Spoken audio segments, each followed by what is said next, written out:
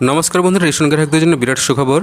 রাজ্য খাদ্য দপ্তর এবার থেকে রেশনে অতিরিক্ত চাল, গম, আটা দিতে চলেছে। তাছাড়া যে সকল রেশন কার্ডে এই KYC করা নাই, সে সকল রেশন কার্ডে এবার থেকে রেশন সামগ্রী পাবেন।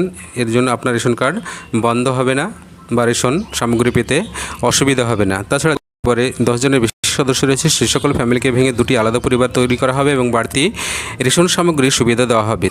তো রাজ্য খাদ্য দপ্তরের তরফ থেকে যেসব নতুন নিয়ম চালু করা হয়েছে তার সমস্ত তথ্য এই ভিডিওর মাধ্যমে আলোচনা করা হয়েছে, তাই ভিডিওটি স্কিপ না করে সম্পূর্ণ দেখবেন এবং চ্যানেল নতুন হয়ে থাকলে চ্যানেলটিকে সাবস্ক্রাইব করে বেল নোটিফিকেশনটি অন করে রাখবেন। তো চলুন ভিডিওটি দেখে নিই।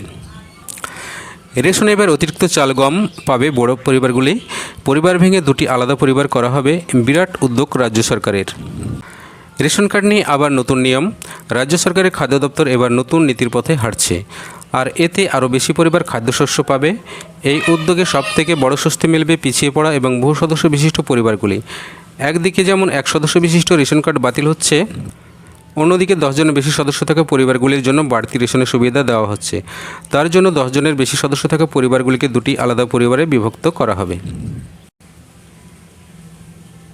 রাজ্যের খাদ্য দপ্তর সূত্র জানা গিয়েছে যে এবার থেকে যে সমস্ত পরিবারের 10 জনের বেশি সদস্য রয়েছে তাদের জন্য এবার বাড়তি খাদ্যশস্য বরাদ্দ করার কথা ভাবছে সরকার। আর এই মুহূর্তে অন্তর্দয় অন্ন যোজনার আওতায় প্রায় 3 লক্ষের বেশি পরিবারে মাত্র 1 জন সদস্য রয়েছে। এই সমস্ত রেশন কার্ডধারীদের রেশন কার্ড বাতিলের জন্য রাজ্য সরকার তোড়জোড় শুরু করে দিয়েছে। ঠিক উল্টো দিকে নজর দেওয়া হচ্ছে বড় ও গরিব পরিবারগুলির দিকে। অন্তর্দয় অন্ন যোজনার কার্ডধারীরা এখন প্রতি মাসে 35 কেজি খাদ্যশস্য পাচ্ছে, যার মধ্যে থাকছে চাল এবং গম। অর্থাৎ এখন গম দেওয়া হয় না, এখন আটাই দেওয়া হয়। পাশাপাশি PHH ও SPHH শ্রেণীর কার্ডধারীরা প্রতি মাসে 5 কেজি চাল, আটা পাচ্ছে।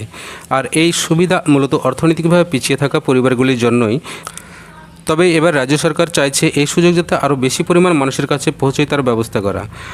রাজ্য ইতিমধ্যে 2টি প্রস্তাব নিয়ে কাজ শুরু করে দিয়েছে।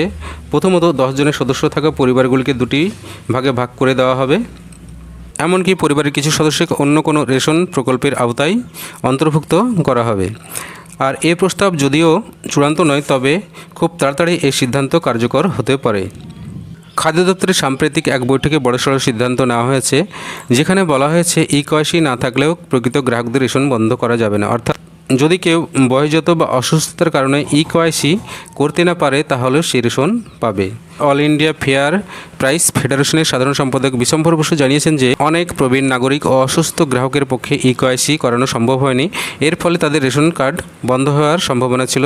তবে সরকারের পক্ষ থেকে তাদের রেশন বন্ধ করা হচ্ছে না, তারা রেশনের সুবিধা পাবে। তো আপনারা বুঝতে পারলেন যে সকল পরিবারে 10 জনের বেশি সদস্য রয়েছে সেই সব পরিবারকে ভেঙে 2টি আলাদা পরিবার করা হবে এবং সেসব পরিবারে বাড়তি রেশন সামগ্রীর সুবিধা দেওয়া হবে। তাছাড়া যেসব অন্তর্দয় অন্ন যোজনা রেশন কার্ডধারীদের মাত্র 1 জন সদস্য রয়েছে সেসব রেশন কার্ডগুলি বাতিল করা হবে এবং যদি আপনার রেশন কার্ডে KYC করা না থাকে তাহলে আপনি আপনার রেশন সামগ্রী নিয়মিত তুলতে পারবেন। তার জন্য আপনার রেশন কার্ড বন্ধ হবে না বা রেশন সামগ্রী থেকে বঞ্চিত হবেন না। তো এই ছিল রেশন কার্ড সংক্রান্ত একটি গুরুত্বপূর্ণ আপডেট। ভিডিওটি কেমন লাগলো অবশ্যই কমেন্ট করে জানাবেন এবং চ্যানেলে নতুন হয়ে থাকলে চ্যানেলটিকে সাবস্ক্রাইব করে বেল নোটিফিকেশনটি অন করে রাখবেন। ধন্যবাদ, নমস্কার সকলকে।